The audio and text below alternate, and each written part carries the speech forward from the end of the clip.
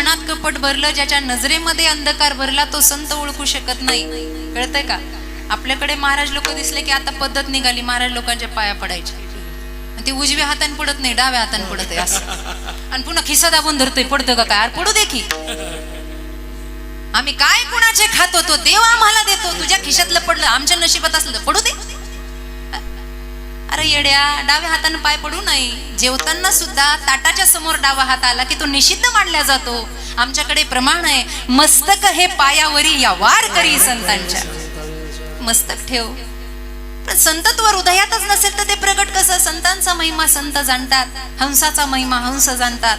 निळोबारायांपर्यंत ख्याती पोचली. तुकोबाराय हे एक श्रेष्ठ आहेत, मला गुरु करायचे आहेत, बस बाकी माहित नाही. अट्टाहास धरलं. गावातले लोक म्हणले, निळा येडा झालायस का रे बाबा?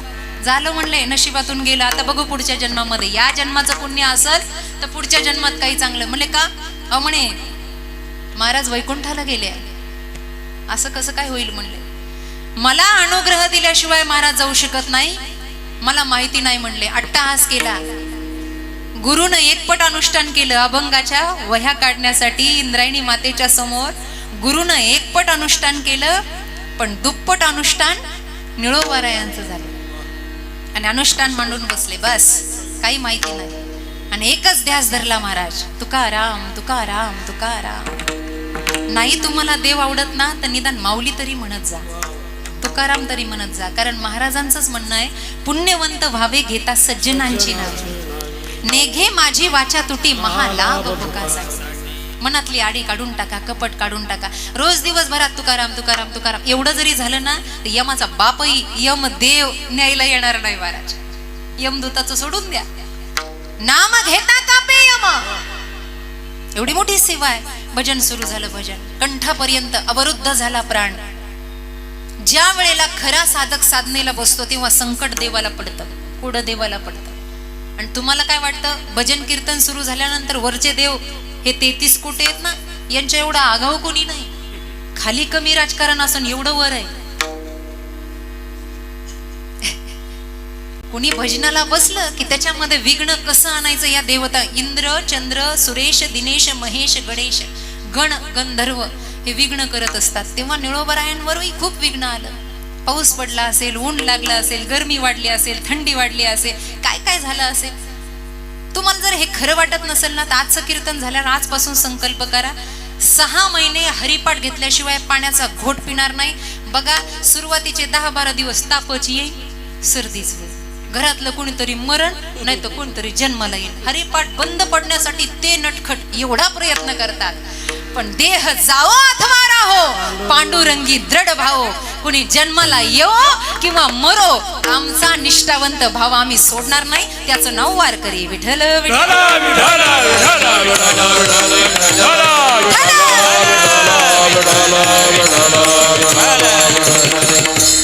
खूप संकट आली. निळोबारायांचा प्राण इथपर्यंत येऊस्तर भजन सुरू झालं. भजन तुकाराम तुकाराम तुकाराम. रुक्माई म्हणल्या, का हो काय वाटत नाही का तुमच्या जीवाला?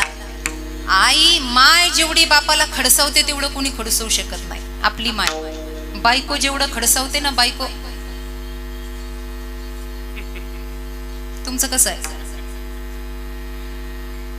बरं चाललंय ना तुमचं? बळच माना हली ते बळच. घरच्या बसलेले काय ना इथं जेवढं. रुक्माई म्हणले, का हो काही वाटत नाही मनाला? अहो निळा प्राण अवरुद्ध झाला, कंठ अवरुद्ध झाला, अजून किती वाट पाहणार आहे, किती परीक्षा घेणार आहे लेकराची? जा ना, दर्शन द्यायला काही वाटत नाही का तुमच्या मनाला? जा. आणि चरित्र असं सांगतं, पांडुरंग परमात्मा आले, महाराज आले आणि आले निळोबारा असे ध्यान अवस्थेमध्ये, ध्यान अवस्थेन ततगतेन मनसा बसलेले आहेत महाराज. आणि पांडुरंग परमात्म्यानं आवाज दिला, निळा ए निळा ए निळोबा. अगदी शांत, डोळे उघडले आणि जणू काही काही घडलंच नाही. देवाकडे पाहता काय, पहिल्यांदा देवाला धक्का बसला. मला पाहतोय काय म्हणतंय? अरे मला पाहिल्यावर भले भले येडे झाले बाबा, हे काय म्हणतंय? काय? अरे मी देव, मग? अरे मी पांडुरंग अशी, अरे मी विठ्ठल, मग? अरे आलोय ना, बोलवलं कुणी? असा करावा महाराज की एवढा आत्मविश्वास असला पाहिजे बोलायचा. जगाच्या बापाला असं बोल, तुझं लागे येथे बोलाविले कुणी, प्रार्थिल्या वाचून आलासी का? मी विठ्ठल म्हणलोय एवढ्या दिवसात, म्हणलोय का? देव म्हणलं नाही. पांडुरंग म्हणलोय, म्हणले नाही. हरी म्हणलोय, म्हणले नाही. मग आला कशाला? तुला काय पत्रिका पाठवली देवा? प्रार्थिल्या वाचून आलासी का? याला म्हणतात निष्ठा साधनेवरची. अरे मी आलोय ना बाबा, मी माझ्या गुरुजींना बोलवलंय, माझ्या गुरु महाराजांना बोलवलंय. कोण आहे तुझा गुरु? नाव ऐकलं नाही देवा? बैरायस तुकाराम महाराज. एवढी परिपक्व अखंड भक्तीची तत्वधारा होती निळोबारायांची की स्वतः पांडुरंगाला तुकोबारायांना अनुग्रहित करण्यासाठी पाठवून द्यावं लागलं. ते हे निळोबाराय आहे. का त्यांना उपदेश करण्याचा अधिकार नसावा? आपल्यासारखं भजन नव्हतं, उगं चाललंय म्हणून चाललंय. देवपूजा करता का? करतो ना. करता ना? हो करतो. आमचा बाप पाणी ओतीत होता, आम्ही ओततो. बाकी काय आम्हाला घेणं देणं नाही. त्यांनी केलं, त्यांचं पाहिलं, आम्ही केलं. बाकी माहित नाही काय. ते पाहिलं डोळ्याने, हो ते करत आले म्हणून. आमचा बाप फोटोच्या पाया आम्ही पडतो, असं नाही चालत. पंढरपूरला एक जण गेला म्हणे, घरात किरकिर झाली, पळून गेला. आपले 4 कपडे घेतले, आंघोळ करायची म्हणून तांब्या घेतला आणि गेला महाराज पंढरपूरला. गेल्यानंतर तिथं गेला. आता चंद्रभागेला स्नान करायचं, पण गंमत अशी आहे, जे एकटे एकटे गेले त्यांची फजिती होती. का? कपडे कोणाकडे द्याव? आंघोळीला गेल्यावर कपडे कोण सांभाळे? कारण पंढरपूर फक्त देवाचं.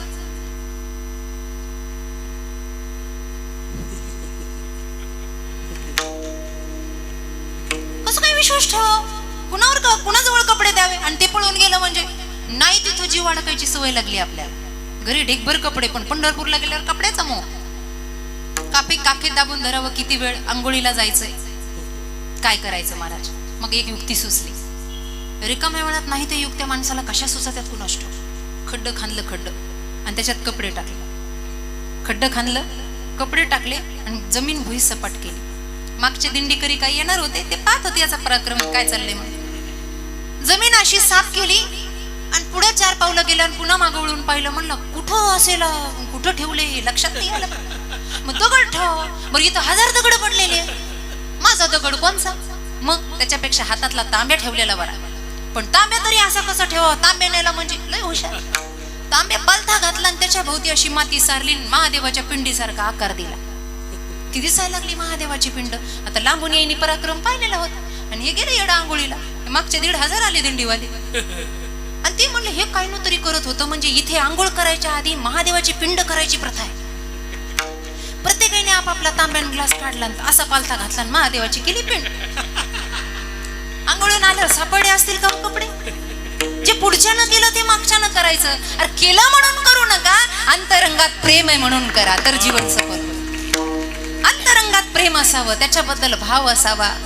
अंतकराचं मल विक्षेप आवरण निघून जावं. गवळण म्हणते की नाही, हरी या माझे मंदिरी, नाही कोणी दुसरे घरी, काम भ्रतार गेला दुरी. नाथ महाराजांचा नवरात्रातला रोडगा प्रकरण आहे. रोडगा सत्वर पावगे मला भवानी आई रोडगा. त्याच्यात फारच भारी सांगितले. सासरा माझा गावी गेला, तिकडेच खपवी त्याला. तो अभंग, रोडग्याचा अभंग पूर्ण बघा. तर मी शेवटी सांगितलं, एका जनार्दनी सगळेच जाऊ दे, मोकळी कर ग, किंवा एकटी राहू दे मला भवानी आई रोडगा. एकटं राहिल्याशिवाय, मन शुद्ध केल्याशिवाय परमार्थ साधता येत नाही. संतांचं हे सिद्धीला गेलं म्हणून उपदेश करण्याचा अधिकार त्यांना आहे. विठ्ठल विठ्ठल.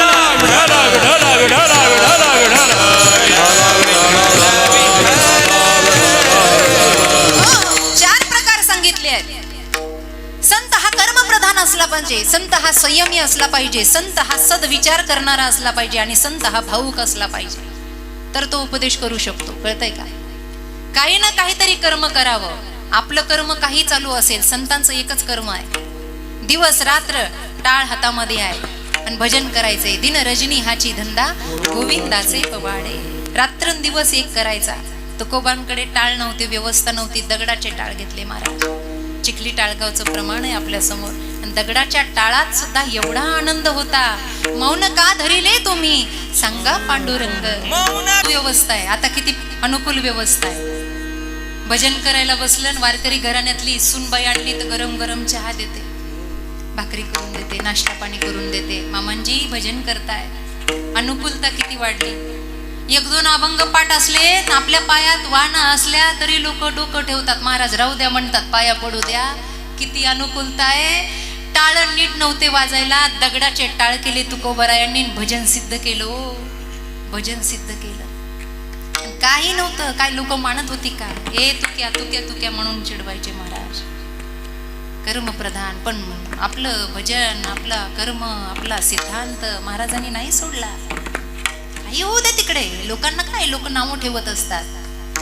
आतापर्यंत लोकांनी कुणाला सोडलं? जानकी मातेला सोडलं नाही. ते एवढी पवित्र आहे. त्या दुनिया जन भक्ती करा, ओ त्या दुनिया जन भक्ती करा, ओ त्या दुनिया जन भक्ती करा, त्या दुनिया जन भक्ती करा.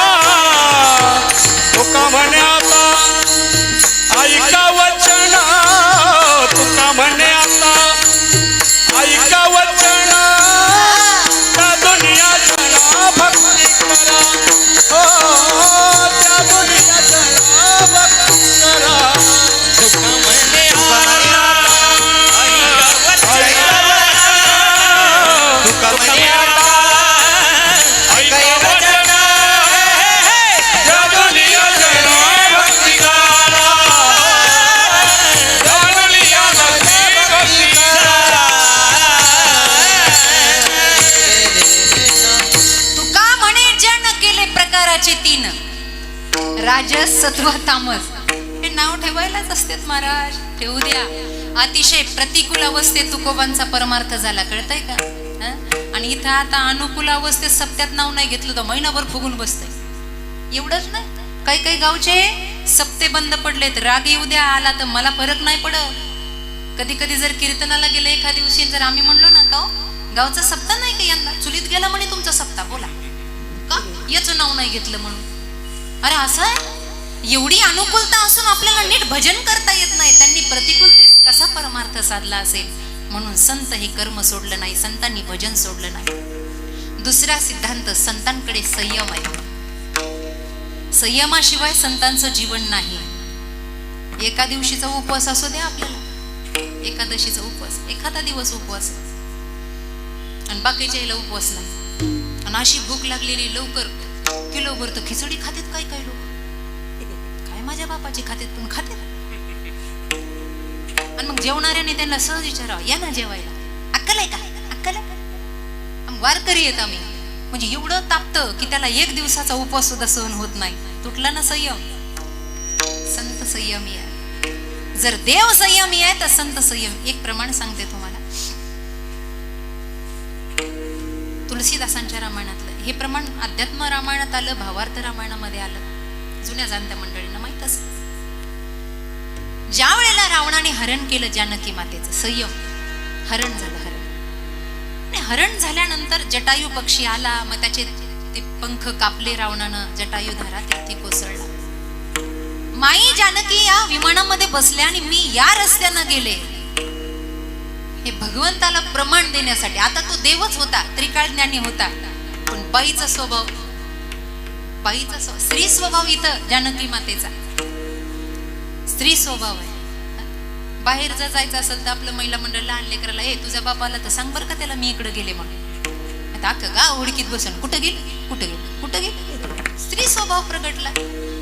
प्रभू राम हे देव आहेत. थोडा वेळ विसर पडला जानकी मातेला आणि त्यांनी काय केलं, स्वतःच्या अंगावरचे जे आभूषण होते, संयम सांगते, ते आभूषण टाकायला सुरुवात केली.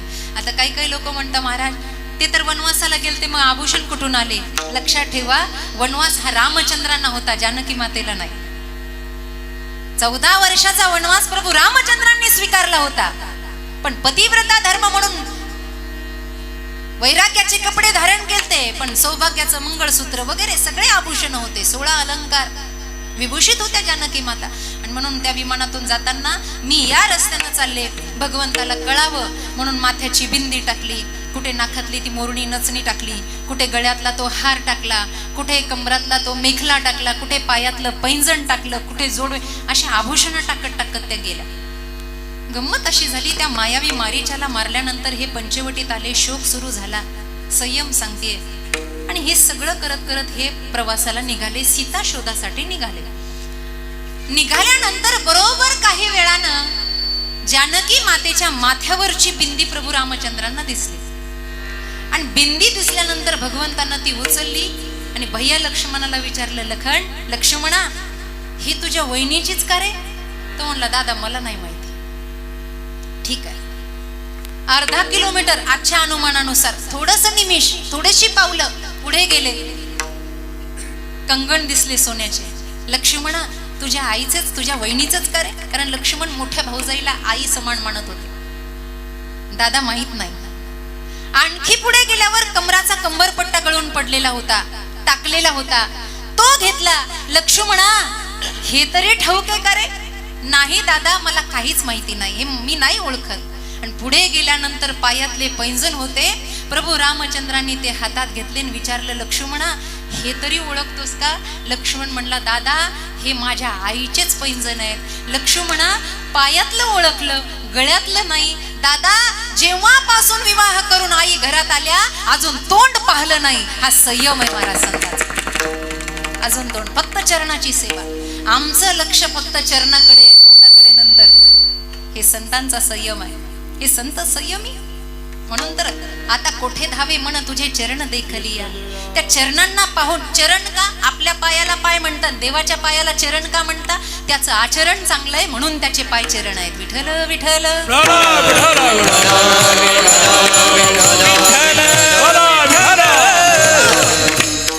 म्हणून महाराज पवित्रता, संतांमध्ये संयम आहे. तिसरी गोष्ट, संतांमध्ये सत्सद विवेक बुद्धी आहे, विचार बुद्धी आहे.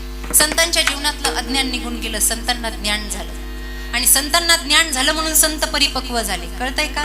ज्ञान झालं, ज्ञान. ज्ञानदेवांना स्वतः पांडुरंग म्हणता, ए ज्ञानदेवा मी फक्त देव आहे पण तू ज्ञानदेव आहेस.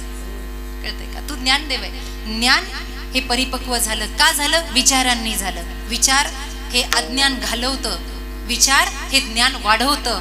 आणि अज्ञानामुळे तुम्ही आम्ही रडतोय, संत हसतायत.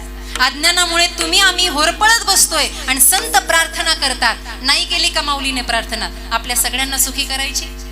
9व्या अध्यायाची पहिली ओवी, तरी अवधान ऐकेले दीजे, मग सर्व सुखासी पात्र होईजे, हे प्रतिज्ञोत्तर माझे उघड ऐका. आणि दुसरी प्रतिज्ञा सगळ्यांच्या प्रमाणपाठ आहे, अवघाची संसार सुखाचा करी, आनंदे भरीन. भगवे वस्त्र अंगावर आहेत आणि सगळ्यांना सुख देण्याची प्रार्थना माऊली ज्ञानोबरायांची. तुम्ही फक्त आमच्याकडे लक्ष द्या. सुख का? संतांना ते दिव्यत्वाचं ज्ञान झालं. आपण अज्ञानामुळे अजूनही रडतोय. हरिपाठही कळाला नाही, अमृतानुभव कधी कळायचा? ज्ञानेश्वरीवर नुसते बोट फिरत येत, अजून कळाली नाही गुढार्थ दीपिका. कधी कळणार? त्यांना हे सगळं कळालं म्हणून उपदेश केला. कळतंय का? अज्ञान घालवलं, अज्ञान. आणि अज्ञान हे आयुष्यभर माणसाला रडवतं. एक जणाला गावाकडे पैसा पाणी नव्हता, मुंबईला गेला. आणि मुंबईला गेल्यावर गिरणी कामगार, चांगला पैशाची नोकरी मिळाली, चांगला रात्रंदिवस काम करायला लागला, पगार घ्यायला लागला.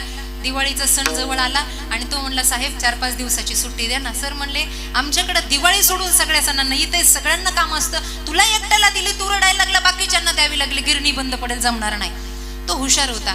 तो म्हणला, माझ्या लेकीचं यंदाच लग्न झालंय, जावई यायचा आहे, सगळा पाहुणचार झाला पाहिजे, पाहुणे नावं ठेवतील, आपण असं करू, पत्र लिहू. जुन्या काळात पत्र होतं, बरोबर आहे की नाही? म्हणून प्रेम होतं. आता असे पाहतात माझ्याकडे राग जसं काही फोन हिसकून घ्यायला लागले त्यांचा. पत्र होते म्हणून प्रेम होतं की नाही? दुरावा होता, जरा प्रेम होतं. त्यांना असं हातभर पत्र लिहिलं आणि त्या पत्रामध्ये लिहिलं, अगं मला येता येणार नाही दिवाळी सणाला, आपल्या लेकीचं लग्न झालंय, पहिली दिवाळी आहे, जावयाला बोलून आण, तिला कापडं घे, जावयाला कापडं, सगळा सण सूट सगळा सबराभरीत साजरा कर, काही कमी पडू देऊ नको. आणि कमी पडलं तर शेजाऱ्याकडून उसन पासन कर, मी खूप कमवलंय धन, आल्यावर देऊन टाकतो, माझ्याकडे लक्ष द्या. असं त्या पत्रात त्यानं लिहिलं. आता नियमानं पत्र दिवाळीच्या आधी पोहोचायला पाहिजे होतं, 2-3 दिवस दिवाळीच्या आधी पोहोचायला पाहिजे होतं ना. पण पत्र दिवाळीच्या आधी पोहोचलंच नाही. नेमका जावई आला आणि असा पाटार ओवाळायला बसणार, काही एकानं दरवाजा वाजवला, आहे का कोणी घरात? खाकी कपड्यावाला आलेलं होतं. म्हातारीनं डोकून पाहिलं, कोण आहे? कोण असं नो? डॉक्टर असं? डॉक्टर खाकी कपडे घालतात का? अशा अशा म्हणाला. पोस्ट म्हणाला, पत्र आणलंय म्हणे. हातात घेतलं, अंगठा लावला.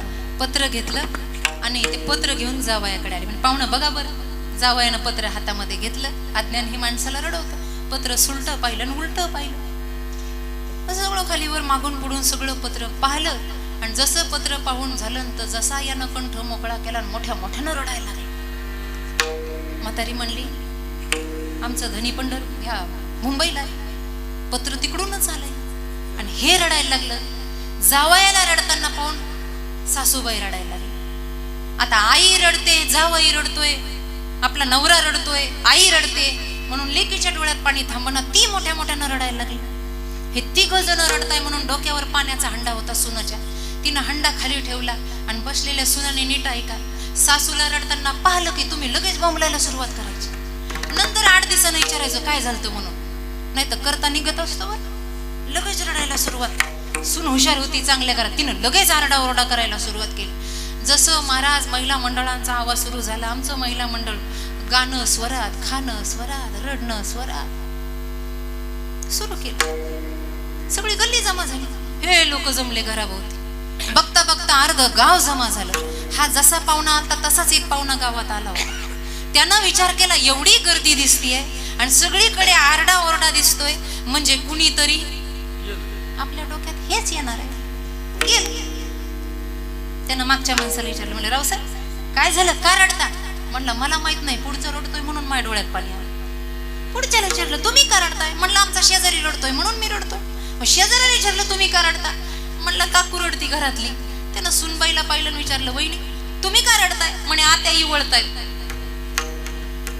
ती कशाला चांगलं बोल, यांचं सुरू झालं म्हणून माझं रडणं सुरू झालं. आत्याला विचार. मग आत्याला एकंदरीत घरमालकिनीला विचारलं, म्हणे तुम्ही का रडता? म्हणे मा सोन्यासारखा जावई सणासुदीला आला आणि तो रडतोय म्हणून माझ्या डोळ्यात पाणी आलं. सगळे मिळून त्या जावयाला विचारतात, पाहुणं तुम्ही का रडता? तो म्हणे मला वाचता येत नाही म्हणून मी रडतोय. अज्ञान हे आयुष्यभर माणसाला रडवतं, आयुष्यभर. म्हणून ज्ञान झालं पाहिजे. ज्ञान हे ज्ञान त्या संतांकडे आहे. हे सत्सद विचार त्या संतांकडे, ही भावुकता त्या संतांकडे आहे. म्हणून अभंगाच्या प्रथम चरणात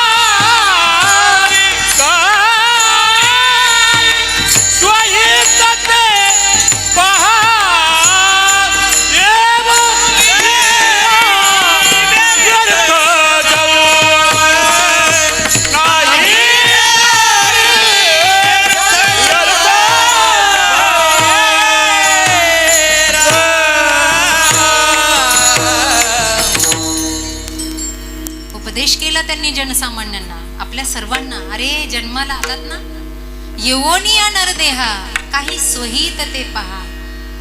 सकाळपासून संध्याकाळपर्यंत आपल्या जीवनाची दिनचर्या बघा बरं. काही काही लोक सकाळी उठल्यावर आपण काय करतो, उठलं की सारखं नुसतं पशूंसारखं पळायचं, खाणंही वचवच, पळणंही वचवच. किती दिवस? घशाला गरगर लागली तरी आमचं घर थांबेना. कोणी मेलं घरी जायचं, लग्न लावलं घरी जायचं, बाहेर गेलं घरी जायचं, घर घर घर घर. इथं जन्माला आपण घरासाठी आलोय काय? बरं कोणतं घर? कबीर महाराजांचं निर्वाण पद आहे घर. ते घर खरंच आपलं आहे का? पुरुष मंडळ घर आपलंय म्हणतात. महाराज सातबारा आमच्या नावावर आहे, सगळे कागदपत्र क्लिअर आहे, काऊन शंका घ्यायला लागला? देह हे काळाचे धन कुबीराचे, देह हे काळाचे धन कुबीराचे, देह हे काळाचे धन कुबेराचे, देह हे काळाचे धन कुबेराचे. मनुष्याचे काय आहे, येथे मनुष्याचे काय आहे. हे काळाचे हे काळाचे कबीरा, येथे मनुष्याचे काय आहे, येथे मनुष्याचे काय आहे. देह हे काळाचे धन कुबेराचे, देह हे काळाचे धन कुबेराचे. हे कोणाचे हे घर, हा देह कोणाचा, आत्माराम त्याचा तोची जाणे, आत्माराम त्याचा तोची जाणे. कोणाचे घर आहे कोणाचा, आत्माराम त्याचा तोची जाणे, आत्माराम त्याचा तोची जाणे. उसना आणलेला देह आहे, हा काळाचा आहे, पंचतत्वाचा आहे, आपला नाही. निर्वाण पद सांगायचं होतं मला. रे मन मुसाफिर निकलना पडेगा, काया कुटी खाली करना पडेगा. कबीर महाराज म्हणतात. आता जे घर आहे ना, त्या घरात भाड्यानं राहतोय आपण, कळत आहे का? भाड्यानं राहतोय. रे मन मुसाफिर निकलना पडेगा, काया कुटी खाली करना पडेगा. जब आएगी नोटीस तो जमानत नहीं होगी. घर मालकाचं पत्र आलं ना तर मुकाट्यानं जावं लागेल. भाडं वाढवून दिलं तरी ते ठेवणार नाही. ॲग्रीमेंट आम्हाला जमत नाही. लाच आम्ही खात नाही. बरं झालं देव तरी लाच खात नाही, त्याला एकच जमते, फक्त भावाची फक्त प्रेमाची. पण कबीर महाराजांनी उपदेश केला फार सुंदर. इस तन धन की कोण बढ़ाई, देखत नैनों में मट्टी मिलाई. हाँ इस धन की कोण बढ़ाई, इस तन धन की कोण बढ़ाई. देखत नैनों में मिलाई, देखत नैनों में मिलाई. अपने खातिर महल बनाया और आप ही जाके जंगल सोया. हाड़ जले जैसे लकड़ी की मूली और बाल जले जैसी घास की पोली. कहत कबीर सुन मेरी गुनिया, आप गए बस डूब गई दुनिया. एकदा फोटोला हार लागला की आपलं सगळं संपलं. पुन्हा कोणी विचारित नसतं आपल्याला. सणासुदीला लक्षात ठेवलं तर ठेव, काही काही तर दहाव्याला लक्षात ठेवीत नाही. ते कागद येतात ना आमच्याकडे, अख्खं पत्र येतं. एकदा तर मेलेल्याचं नावच नव्हतं त्याच्यावर. मी म्हणलं नेमकं कोण गेलं याच्यातलं? मग ते म्हणले अर जे गेलं त्याचं नावच राहिलं. म्हणजे दहाव्याला काही लोक आठवणीत ठेवेना. आणि असं इडागपाड्याचा व्यवहार पाहिला की आम्हालाही कधी कधी असं होतं. गंमत सांगते. काही दिवसापूर्वी मला एक दशक्रियेची तारीख आली प्रवचनाची. फोन केला, म्हणलं महाराज 10व्याचं प्रवचन आहे. म्हणलं काय झालं दादा? म्हणले आजी गेली. म्हणलं प्रवचन कधी? म्हणे अमुक अमुक वेळेला. अरे बापरे, आता मलाही सुधराव ना, मी काय म्हणते म्हणून. मी त्यांना म्हणलं अहो तारीख गेलेली आहे. म्हणे काही ना काहीतरी ऍडजस्ट करा ना, आम्हाला तुमचंच प्रवचन पाहिजे. अहो म्हणलं 4-5 दिवस आधी सांगितलं असतं तर केलं असतं. तो म्हणला म्हातारीच मेली नव्हती, तुम्हाला कुठून सांगा. माझं डोकं जागेवर नाही, हे असं होतं. कळत नाही काय कधी कधी काय चाललंय म्हणून. हा जीवनातला भ्रम, हा गोल गोल गेरा, पुन्हा तिथेच आपण येतोय. किती दिवस असं करायचं बाबा. म्हणून जागं व्हावं. काकड्याचे अभंग जागं करण्यासाठी आहे, संत चरित्र जागं करण्यासाठी आहे का.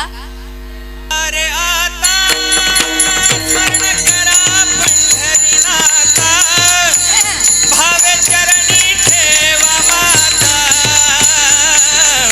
सुख व्यथा जन्माच्या जन्माच्या. सगळे गायक चांगले आहेत, नुसत्या प्रमाणावर कीर्तन चलन 1 वाजेपर्यंत. तरी आमच्या एका महाराजांनी, आमच्या बंधूंनी माईक घेतला नाही अजून, नाही तर मग हे अजूनच अशी रंगत भरत चालली असते. कळतंय का. हे जागा जागा रे भाई न जागा. जगजोगी जगजोगी जाग जाग बोलती. संसार निद्रेतून आपल्याला जाग करण्यासाठी हे निळोबराय म्हणतात. इथं जरी येऊन आपण संकीर्तन केलं नाही, सत्कर्म केलं नाही, भजन केलं नाही, कीर्तन केलं नाही, स्मरण केलं नाही, नित्यध्यासन केलं नाही, तर हा जन्म वाया गेला ना. वरती काय काळं तोंड घेऊन जायचंय का. मला सांगा, लेकीच्या घरी तुम्ही जाता, आपल्याकडे परंपरा आहे साधूचं दर्शन खाली हातानं घेऊ नये. लेकीच्या घरी जाताना बापानं खाली हातानं जाऊ नये. मग हे 2 ठिकाणं प्रसिद्ध आहे, तर तिसरं ठिकाण पण प्रसिद्ध आहे. कोणतं. देवाच्या दारात सुद्धा, देवाच्या घरी सुद्धा खाली हातानं जायचं नाही. बोला किती किती गुंठे न्यायचे वर. तुम्ही नेले की मी सुद्धा नेते, मग मी कशाला मागं पडू. काय नेणार आहे. हरी नाम की गठरी लूट सके तो लूट, अंत समय पछताएगा जब प्राण जावेंगे छूट. वरती गेल्यावर चित्रगुप्त विचारेल ना, अरे कुठल्या राष्ट्रात पडला होता, कोणत्या गावात होती बाई. आळंदी गावात होते. अरे अरे अरे आळंदी गावात. मग तिकडचा रस्ता कसं काय, वाट कशी काय चुकली. कर्माची वाट चुकली. माऊलींच्या राज्यात जन्माला येऊनही आम्हाला आयुष्यभर जर परमार्थ कळाला नाही तर तथ्य नाही आमच्या जीवनामध्ये. कळतंय का. वर जाऊन काहीतरी तोंड असावं ना. अशा महान संतांच्या भूमीतून आम्ही आलो. वैराग्य संपन्न, निखळ वैराग्य तुकोबर आहे, निखळ ज्ञान महाराज ज्ञानोबर आहे, निखळ शांती प्रेम शांतीब्रह्म एकनाथ महाराज, निष्ठावंत भाव नामदेव राय. भक्तांची कसोटी घेत असताना सिद्धांताला प्रेमापर्यंत पोहोचून देवाला हृदयात बसवणारा संत सावता महाराज. किती सांगायचं. सगळं काही आपल्यासाठी आहे. आणि हे सावरून जर आपल्या जीवनाला नीट वळण दिलं तर ठीक आहे, नाहीतर अभंगाचं दुसरं चरण. नाही तरी व्यर्था जलीम जलीम, नाही तरी व्यर्था जलीम जलीम.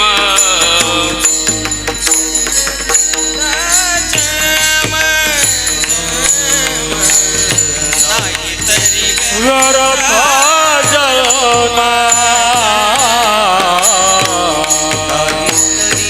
व्यर्था जन्म, नाही तरी व्यर्था जलीम जलीम, नाही तरी व्यर्था जलीम नाही तरी व्यर्था जन्म, नाही तरी व्यर्थ जन्म. चिंतितात विषय काम, चिंतितात विषय काम, विषय काम, नाही तरी व्यर्था जलीम जलीम, नाही तरी व्यर्था जलीम. चिंतितचे विषय चिंतितचे विषय, नाही तरी व्यर्थ जन्म, नाही तरी व्यर्थ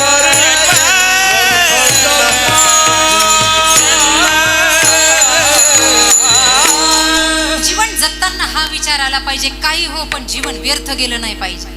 एकतर देशभक्त व्हावं, वारकऱ्यांची सेवा करावी, गो ब्राह्मणाची सेवा करावी, नाहीतर आई बापाची तरी सेवा करावी. काही करा पण जीवन व्यर्थ जाऊ देऊ नका गड्यांनो. कारण इथे पुण्य, इथे जन्माला येणं साधं पुण्य नाहीये. कळतंय का.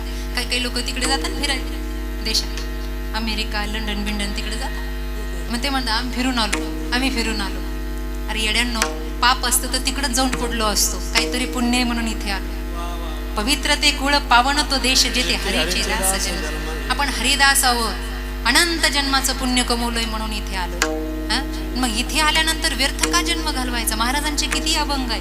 भावे गावे गीत शुद्ध करोनियाची तुझं व्हावा आहे देव. या अभंगातलं सगळं निरूपण बघा. मुख दिलंय, भजन करायला दिलं. बेकार वो मुख है जो भगवान का सुमिरन ना किया करे.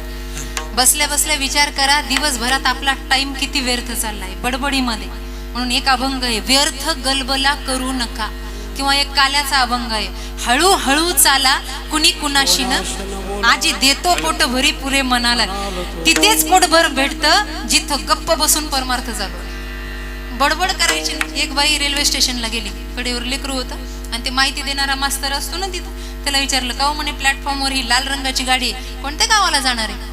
तो म्हणला ही सचखंड एक्सप्रेस आहे. म्हणला तिकडेच जाणार आहे. बरं, येणारी जी हिरवी दिसती ती कुठं जाणार आहे? तो म्हणला पंजाबच्या दिशेनं जाणार आहे. बरं, ती पिवळी दिसती म्हणे दुसऱ्या पट्ट्यावर, ती कुठं जाणार आहे? तो म्हणला बाई तुम्हाला कुठं जायचंय? ती म्हणली मला कुठं जायचं नाही, तुला बोललं की कडेवरचं शांत बसतोय म्हणून बोलते. काय गलबल आहे हा? जीवनभराचा रिकामा वेळ किती चालला. याला नाव ठेव, त्याला नाव ठेव, याचं उन दुन काढ, त्याचं काढ. अरे आपण किती पाण्यात हे बघावं. बुरा देखन मैं गया बुरा न मिलिया कोय, जब घट भीतर देखिया तो मुझसे बुरा न कोय. कळतंय का? आपल्यातले अवगुण शोधा, व्यर्थाची बडबडीत घालू नका. डोळे दिलेत ना, देवाला पाहायला दिलेत. व्यर्थ जन्म घालवायचा नाही ना, डोळ्याचा सदुपयोग केला संतांनी. काय सदा माझे डोळे जडो तुझे मूर्ती, रखुमाईचे पती गोड तुझे रूप, गोड तुझे देई मज प्रेम. आहा हा देवा, अनंत जन्मीचे विसरलो दुःख, पाहता तुझे मुख पांडुर. डोळ्याचा तुम्ही ऐका रे कान माझ्या विठोबाचे. रसेंद्रिय राम राम राम राम म्हणावी, कानांनी स्मरण बोलावा विठ्ठल, पहावा विठ्ठल, करावा विठ्ठल जीव भाव. दिले इंद्रिय हात पाय कान, डोळे मुख बोलाया वचन,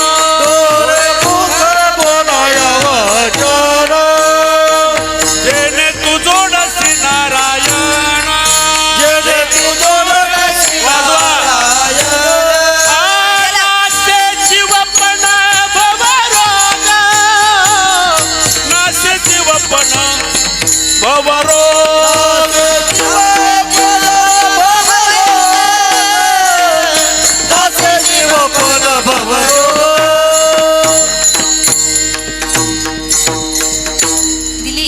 हातपाय कान. हा सदुपयोग करून आज पुण्यस्मरणाच्या निमित्तानं या आईसाठी आपण इथे सगळे एकत्र झालो. आणि या आईच्या संकल्प मात्रानं लेकरांचं चांगलं व्हावं म्हणून हरिकीर्तन ठेवलंय. माईचा सदैव एक आशीर्वादाचा भाग असतो. आपली माय असते ना, माय. लेकरू रांगत असलं, वाईट वाटेल तुम्हाला शब्दांचं, मला माहित नाही, पण सांगणं गत्यंतर आहे. लेकरू जर रांगत असलं ना महाराज, तर घरातले 17 कामं सोडते, पण त्याला अशी ओढून आणते दारापासून. का? त्यानं माती खाऊ नये म्हणून. बरोबर आहे ना? आयुष्यभर एवढंच लक्षात ठेवायचं, माय पडली पाय अडकून, पण माती खाण्यापासून तिनं वाचवलं ना.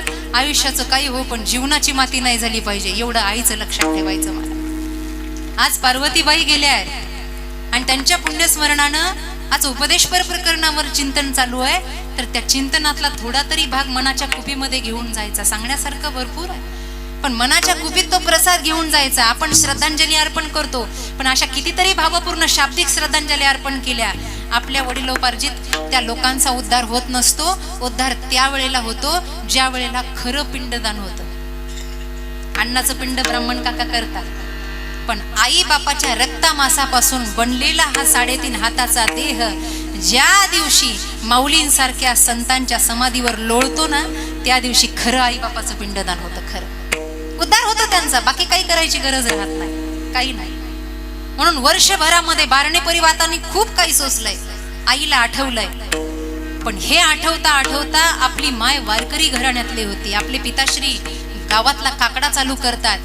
आई बापाची सेवा म्हणून हेच जर तुम्ही असं चालू ठेवलं ना, तर वेगळं त्यांच्या उद्धारासाठी पुन्हा काही करायची गरज नाही माणसाला.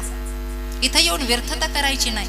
आता मग पशु पक्ष्यांमध्ये आपल्यामध्ये फरक नाही राहिला. जरा तिसरं चरण सरळ घेते महाराज मी, नंतर भैरवी घेऊयात आपण. पशु विषय सेविती तया परी तुझी स्थिती. पशुसारखं आपलं जीवन जर झालं तर महाराज ते हसतील ना आपल्यावर. काय गरज आहे लोकांची उणे धुणे करायची.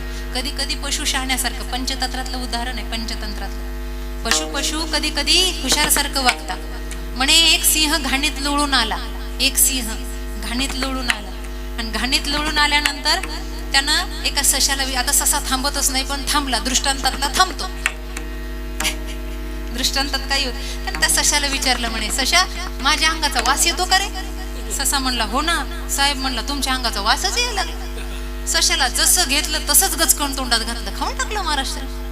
हे दृश्य पाहिलं माकडानं, आणि माकड म्हणलं आपली हुशारी दाखवायची बरं का. उड्या मारी टुन्नुक टुन्नुक टुन्नुक तेच जवळ आलं, आणि त्या सिंहानं पुन्हा विचारलं, माकडा माझ्या अंगाचा वास येतो का रे? तो म्हणला नाही नाही, सुगंध सुटलाय. म्हणला कशाचा वास येतो? त्यानं विचार केला हे कपटी आहे, लांबून पाहिलं मला शिकवतोय. माझा बाप माकडाला उचललं आणि खाल्लं. कोलं आलं महाराज, आणि कोलं आल्यानंतर सिंहानं विचारलं का रे कोल्या माझ्या अंगाचा वास येतो का? कोलं म्हणला सर्दी झाली. म्हणला कळलं काय? कळलं? कोल्यासारखं कधी कधी कोल्यासारखं वागाव, कोणाच्या भानगडीत पडू नये, कुणाला फुकटचे सल्ले देऊ नये. रिकामा वेळ भेटला तर माळ घेऊन हरिनाम करत बसा, तरच आपला जन्म सिद्धीला जाणारे. कुणाच्या भानगडीत पडत जाऊ नका बापा हो. इथं कोण कुणासाठी येत नाही, सगळं इथल्या इथं राहतं. म्हणून तो निळोबाई सारखे संत म्हणतात हे आपल्यासाठी आहे, सगळं आपल्यासाठी. कळतंय का? म्हणून आज मातोश्री गेल्या आहेत. बारणे परिवाराने त्यांच्या वर्षश्राद्धाचं कार्यक्रम किंवा कीर्तन सेवा ठेवण्याचे पाठीमागे एक उद्देश असतो, आईची माया आणि आईची आठवण. आज असं काय केलं म्हणजे आईला विसर पडेल, आईचा विसर पडेल. आईचा विसर पडत नसतो माई बाप. मी सुरुवातीला सांगितलं की मी या शब्दांवर बोलेल. करी लाभावीन प्रीती, ऐसी कळवळ्याची जाती करी लाभावीन प्रीती. पार्वतीबाई गेल्या. लाभ आणि लोभ, मातृत्व आणि संतत्व हे दोन असे आहेत की त्यांना कधीही लाभाची गरज नाही, लाभ नाही, लोभही नाही. तुम्ही माना नका मानू. म्हातारी आई कोपऱ्यात बसलेली असली ना, तिला विचारा नका विचारू, तिची आपली ती तिच्याच याच्यात खुश आहे, तिच्याच आनंदात खुश आहे. लेकांना चांगले कपडे घातले का तीच नटती स्वतःला, माझं आहे माझं आहे नटलंय बघा ना, किती देखणं दिसतं. आणि म्हातारत्या थरथरत्या हातानं ती लेकाची दिष्ट काढते. लेक किती श्रीमंत घराण्यात जाऊ द्या, लेक आज या काटे परिवारात या दोघी जणी आहेत, त्यांना आठवत असेल किती श्रीमंत घराण्यात लेक जाऊ द्या, पण सणासुदीला लेक आली की तांब्यान भाकरीचा तुकडा घेऊन आलीच दारात वळून टाकायला. खरं सांगू, ज्या दिवशी आई जाते ना त्या दिवशी लेकींना वाटतं संपलं माहेर, पण आता कोण ओवाळेल मला, कोण प्रेमानं जवळ घेईल मला. इथं बसलेल्या दोघे बहिणींना मी विनंती करते, तुमचे 2 भाऊ आहे. खरं सांगू, आई बापा देखत तुम्ही कसे राहिलात आम्हाला माहित नाही, पण ज्या दिवशी घरातली आई जाते ना त्या दिवशी खरी आपल्या भावाला आपली गरज असते. कळतंय का? खरी गरज आपल्या भावाला आपली असते. माईचा पदर त्याला भेटत नाही, संकटात उलाढाल करत असतो, व्यवहारात फसत असतो, पण ज्या दिवशी मोठी बहीण येते ना त्या दिवशी त्याला वाटतं माझी आईच आली, माझी माय आली. आपला महाराष्ट्र बहिणींची व्यथा सांगणारा आहे, कथा सांगणारा आहे. आमची मुक्ताबाई होती म्हणून ज्ञानदादांना झोपडीतून बाहेर काढलं. दादा, जगाच्या समष्टी कल्याणाच्या हेतून जन्म झाला दादा. जेव्हा आई बाप गेले ते दादा तेव्हा आम्ही रडतच होतो ना रे, तुझ्या कमरेला मिठी मारून. कोण होतं लेकरांचा कडू घास काढायला सांगा बरं? माऊलींना सावरण्यासाठी कोण होतं त्या काळामध्ये? किती वेळेला चरित्र सांगावं. आज आळंदी भरलीये वारकऱ्यानं, माईनं किती करावं लेकरांसाठी. कळतंय का? आज आळंदी भरलीये. तुम्हाला सांगू, एवढं केलं माऊलीनं आपल्यासाठी, एवढं केलं आपली आई करणार नाही. काही लोकांना माहित असेल आणि काही लोकांना माहित नसेल. काय केलं माऊलीने आपल्यासाठी, काय केलं ऐका. शेवटची वेळ आलेली होती, शेवटची. चरित्र बघा म्हणजे तुमच्या लक्षात येईल. अगदी शेवटचा काळ आला, आणि शेवटचा काळ आल्यानंतर माऊलींना आता फक्त दिव्य ज्योत दिसायला लागली. नीट ऐका, दिव्य ज्योत दिसायला लागली. निवृत्तीनाथांना लगेच कळलं. शिष्याच्या सगळ्या भावना गुरुला कळत असतात. गुरु महाराजांनी विचारलं, ज्ञाना जेव्हापासून तीर्थयात्रेवरून आलाय काहीतरी बिनसलंय का रे ज्ञान? बोलत नाही, आपल्याच नादामध्ये असतो. दादा, ज्ञानदेव म्हणे ज्योतीची निज ज्योती ती ही उभी मूर्ती विटेवरी, तो हा हरी श्री हरी पाहिला डोळे भरी, पाहता पाहणे दुरी सारोनिया. दादा आता काही दिसत नाही, आता बस निज धामाला जाय, मला जायचंय दादा. ज्ञान काय करतोस असं? अरे मोठ्याच्या आधी लहाण्याचं जाणं योग्य नाही. घरातल्या मोठाल्यानं जिवंत राहायचं आणि त्यांचा विधी, त्या लहान्यांचा विधी मोठाल्यांनी करायचा. हे चांगलं नाही ज्ञाना. दादा मला माहित नाही. झालं, सगळं संपलं. आता आई बाबाचं स्वप्न होतं गीतेवर टीका करावी, ज्ञानेश्वरीला. सगळं झालं दादा, आता थांबण्यात काही तात्पर्य नाही. आता मला परवानगी द्या. आणि ही वाऱ्यासारखी बातमी आळंदी गावात पोहोचली. नीट ऐका, वाऱ्यासारखी बातमी आळंदी गावामध्ये पोहोचली. आणि महाराज जनसमुदायाचा हाय कल्लोळ सुरू झाला. धाय मोकलून लोक रडायला लागले. बाया असे पदर टाकायचे माऊलींच्या पायाखाली, माऊली आमचे आई बाप गेल्यावर तुम्हीच आम्हाला सावरायलाय. अहो आम्ही सासूरवाशी नाहीत, कुणाकडे जायचं माऊली, आम्हाला भीक द्या, आमची हा काय नका जाऊ, अजून थोड्या दिवस थांबा. आळंदीतल्या स्त्रिया म्हणायच्या. माऊलींना शब्दच नव्हते, कारण माऊली महाराज विष्णू स्वरूप आहे, महाविष्णूचा अवतार सखा माझा. काय बोलणार महाराज.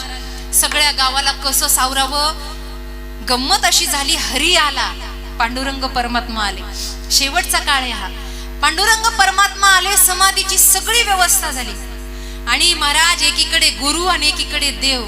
जनसमुदाय मागे रडतोय, नका जाऊ माऊली, नका जाऊ. काय अवस्था असेल माऊलींची आळंदीतली, तेव्हाची आठवण काढा, काय अवस्था असेल. आणि शेवटची वेळ आली, गुफेमध्ये प्रवेश केला. गिरीकंदरेमध्ये ओटा बनवला होता माऊलींना बसायला. माऊलींना ओट्यावर बसवलं, दीप प्रज्वलित केलेला आहे. आणि महाराज मोठा असा असतो मोठा माणूस की त्याला आयुष्यभर जगाच्या समोर रडता येत नसतं. आतापर्यंत सगळ्यांना आवरून आवरून निवृत्तीनाथांनी रडू आवरलं होतं, पण जसे ज्ञानराज ओट्यावर बसले तसं निवृत्तीनाथांनी हरीच्या त्या कांद्यावर मुंडकं ठेवलं आणि धाय मोकलून रडायला सुरुवात केली. पांडुरंगा, ज्ञाना चाललाय माझा, माझा ज्ञाना चाललाय. हरी, अरे तू सगळ्या जगाचा तारणहार वाचव रे बाबा. ही जगाची माय झाली आहे. अख्ख्या विश्वाच्या पाठीवर एक असा पुरुष झाला की त्याला सगळं जग माऊली म्हणे, सगळं जग माऊली. आवरणारे देवा, अरे देवाचे डोळे पाणावेत. देवाला रडू आलं महाराज, देवाला. आणि रडता रडता हुंदकी देत असणाऱ्या निवृत्तीनाथांना जरासं बाजूला केलं. आणि पांडुरंग परमात्मा माऊलींना म्हणतात, ज्ञानदेवा एक बोलायचं होतं. काय? मागा ना काहीतरी. नको देवा, आता काय आहे, आता तुझ्याच ठाई सगळं रूप तल्लीन. आता काय? नाही नाही, पसायदान मागितलं ना, माझं मन भरलं नाही ज्ञाना. ज्ञान देवा मागा काहीतरी. जे मागितलं ना तो पर्व काळ आता चालू आहे. देवा संतांचं मागणं स्वतःच्या स्वार्थासाठी नाही. देवा तुझं लेकरू आहे, आणि जर मागणी म्हणून द्यायचं असेल ना तर माझा भोळा बावडा समाज आषाढी वारीला तुझ्याकडे येतो देवा. एकच मागणं आहे, कार्तिकी वारीला तू आळंदीत सगळ्यांसाठी ये. हे माझं मागणं आहे. आई लेकरांसाठी मागते आई. आणि म्हणून पंढरपुरावरून पालखी पोहोचली आहे काल माय बापाची. बाप माझा दीनानाथ. काही येडे लोक महाराज एकादशीला जाता चांगलं आहे, पण समाधी सोहळ्याला बरीच लोक थांबत नाही. समाधी सोहळ्यात, अरे समाधी सोहळ्याला थांबलं पाहिजे. 4 शब्द ज्ञानाचे ऐकले पाहिजेत. माऊली तुम्ही आज आमच्यासाठी संजीवन आहात, पण काहीतरी कृपेचा प्रसाद द्या. माऊलीच्या समाधीला जर पाय पडायला गेलात ना तर डोकं लावत जा समाधीला, डोकं. कारण पाय पवित्र डोकं ही चित्र असते. डोकं लावलं पाहिजे. आणि माऊलींना म्हणलं पाहिजे, माऊली याच्यात फार कांदे बटाटे भरले आहेत, हे सुधरू देत नाही बघा, हे फार अवघड आहे माऊली, याच्यावर कृपा करा. दुर्बुद्धी ते म्हणा कदा नुपोजो नारायणा, किंवा तया सत्कर्मी रती वाढो, हे तुम्ही म्हणलात ना, माझ्यावर कृपा करा. म्हणून मला सांगायचं होतं, आळंदीतल्या माईनं आयुष्यभराची व्यवस्था आपली करून ठेवली. फक्त वर्षानुवर्ष वाट बघायची. कार्तिकी वारी आली की सज्ज व्हायचं. बाप येतोय बरं का भेटायला, तिकडं जाणं होत नाही. आता माय आणि बाप दोन्ही एकाच वेळेला भेटतात आळंदी गावामध्ये. म्हणून आज बारणे परिवाराची आई गेली. आईबद्दल मला नाही बोलता येत फार, फक्त एवढं आहे, कृपाळू आणि कणवाळू, ममत्वाचं मोठं स्थान. मी सुरुवातीला सांगितलं की सुभाष दादा आणि विजय दादा यांचं मातृशक्ती गेली. यांचीच नाही तर घरातल्या सुनबाईंची सुद्धा गेली. डोंबाऱ्याचा खेळ असायचा पूर्वीच्या काळात. डोंबाऱ्याचा खेळ, त्या दोरीवर उड्या मारणाऱ्या बाया असायच्या बघा, कसरत करायच्या. आणि मग गावच्या पाटलाला दया आली की पाटील गावामध्ये ते खेळ पाहता पाहता सगळ्याला पंगत द्यायचा. एकदा असं झालं, गावाची पंगत बसली आणि तो खेळ करून दमलेली बाई जेवायला बसली. ती एवढी गपगप खात होती, पण एक चपाती खाल्ली की एक झाकून ठेवायची. एक चपाती खाल्ली की एक झाकून ठेवायची. त्या पाटलाचं लक्ष गेलं. म्हणलं बाई 8 दिवस तुमचा खेळ आहे, खायला काही कमी नाहीये, जरा सावकाश खा आणि चपात्या चोरून न्यायची काही गरज नाही. ती म्हणली अरे पाटील बुवा, लुळं पांगळं दोरी ऊन पडलंय, घरी माझं लाडकं त्याच्यासाठी चोरून नेते रे. आयुष्यभर शिदोरी जमा करते ना माझ्या लेकराचं कल्याण व्हावं म्हणून. एक वेळेला स्वतः उपाशी राहील पण लेकराचं पोट भरेल म्हणून. बारणे परिवारामध्ये मी काय सांगावं, आई म्हणल्या बरोबर अख्खा पार्वतीबाईंचा इतिहास लेकरांच्या डोळ्यासमोर असा असेल की सुख दुःखामध्ये आमची आई ठामपणे उभा राहिली. आज बाबा बसलेले आहेत. या वयामध्ये आपली जोडीदारीन गेली होऊ नये असं. अर्ध्या संसार जत्र कोलमडू नाही. या वयात निदान जोडीदारीन पाहिजे, सुख दुःखाची वाटेकरी. ती सप्तपदी असते ना लग्नामध्ये, ती सुख दुःख वाटून घ्यायला असते. म्हणून आज सगळ्यात मोठं दुःख धर्मपत्नी जाण्याचं दशरथ बाबाला आहे. मुलांना आहे, मुलींना आहे, सुनबाईंना आहे. हे दुःख सावरण्याची शक्ती आपणा सर्वांना पांडुरंग परमात्म्यानं द्यावी.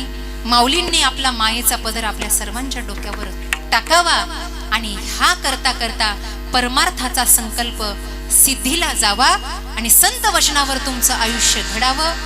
शेवटचं चरण. निळा मने व्यर्थ गेला, निळा मने व्यर्थ गेला, निळा मने व्यर्थ देहा, निळा मने व्यर्थ देहा, निळा मने व्यर्थ गेला, निळा मने व्यर्थ गेला, निळा मने व्यर्थ गेला, निळा मने व्यर्थ देहा, निळा मने व्यर्थ देहा, निळा मने व्यर्थ देहा. आणि भूमी भार झाला, भूमी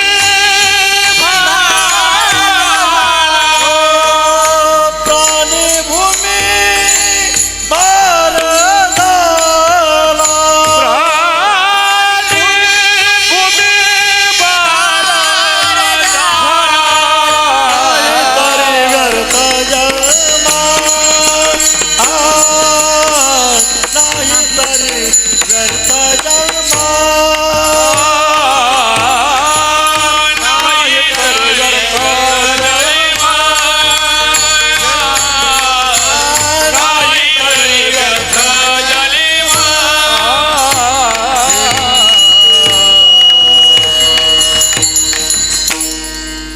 शेवटी घ्यायची ना चाल? ठीक.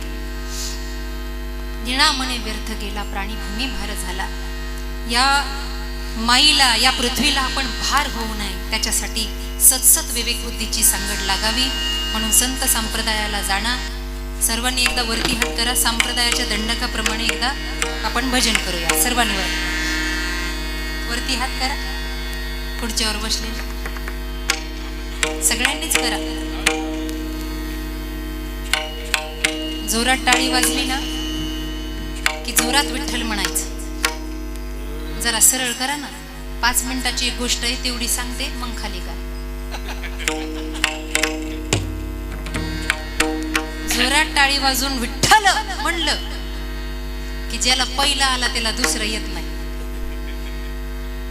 कळलं तुम्हाला? झटका झटका. कारण त्या हृदयाला स्पंदन भेटतात ना, म्हणून निदान आपल्याला झटका येऊ नाही म्हणून तरी म्हणा महाराज.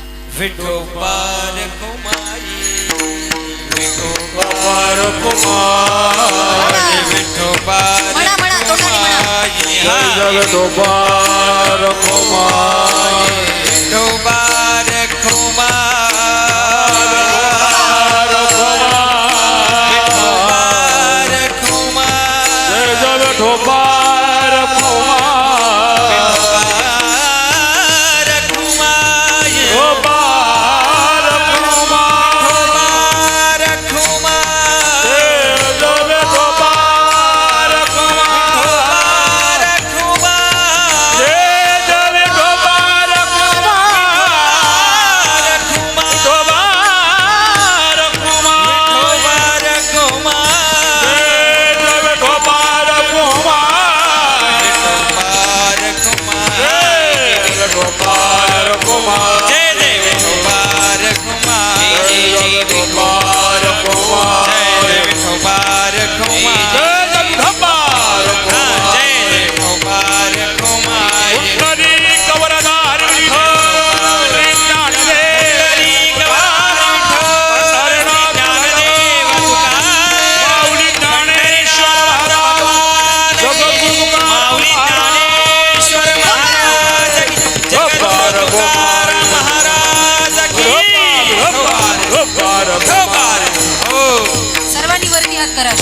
परत सर्वांनी गजर करायचंय हा. प्रभू रामचंद्र भगवान की असं पुचकट जय म्हणू नका, जरा मनातून म्हणा. सह्याद्रीच्या पर्वत रांगामध्ये जसा शिव हर गजरला तसं गरजायचं जरा हा. ताट वरती हात करा बिंबीच्या दिठ्ठापासून.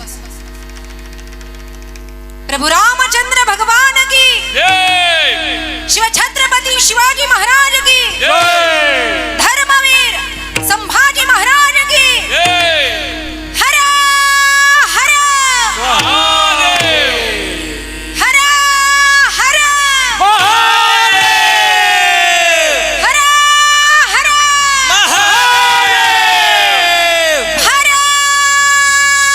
भारत माता की. असं केल्यावर झोपलेले जागे होते, बाकी काय. निळोबराय म्हणतात, निळा म्हणे व्यर्थ गेला प्राणी भूमी भार झाला. बारणे परिवाराबद्दल सांगावं तेवढं थोडं आहे. आदरणीय वहिनीबाई या ठिकाणी, माझ्याकडे लक्ष द्या, इकडे बघा इकडे.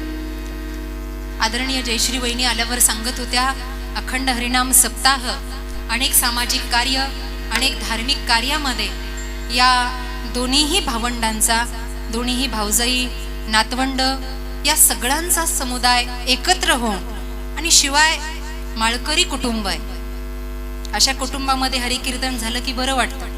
नाही तर एका गावात, आपल्याच पुणे जिल्ह्यातलं गाव आहे, गावाचं नाव सांगू का नको, तुम्ही आगवय निरोप द्यायचे आणि कार्यक्रम बंद पडायचे माझे.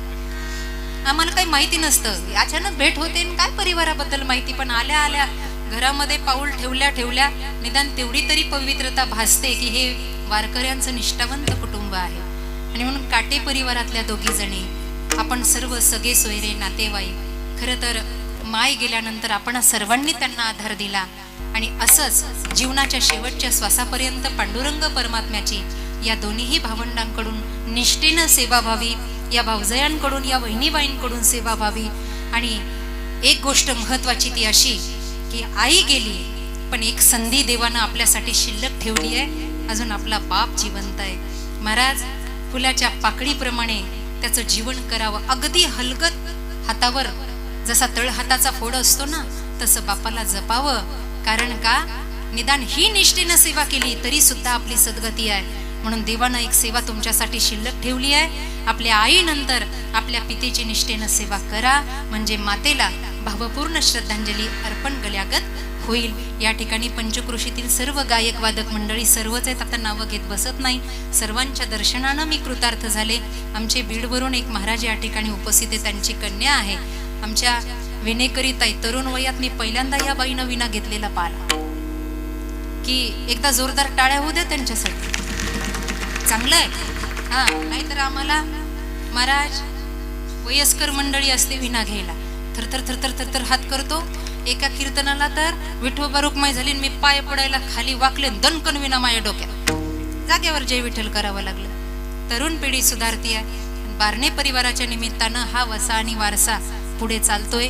मृदंग आचार्य दोन्हीही महाराजांनी आतापर्यंत, आई तर आले होय तुम्ही शेवटचं घ्यायला,